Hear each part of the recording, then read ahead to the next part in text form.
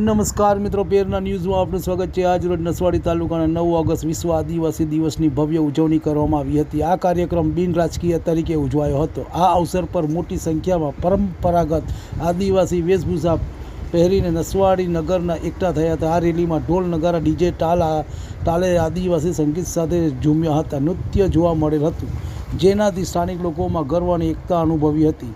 Rally ST ડેપોથી Naswadi નગરમાંથી નીકળી high school સુધી પહોંચી હતી। રિપોર્ટ ચિરાગ રાઠવા, ભરત ભરવાડ, નસવાડી। તમને અમારા સમાચાર પસંદ આવ્યા હોય તો like, share, bell icon, comment અને સબસ્ક્રાઈબ કરો।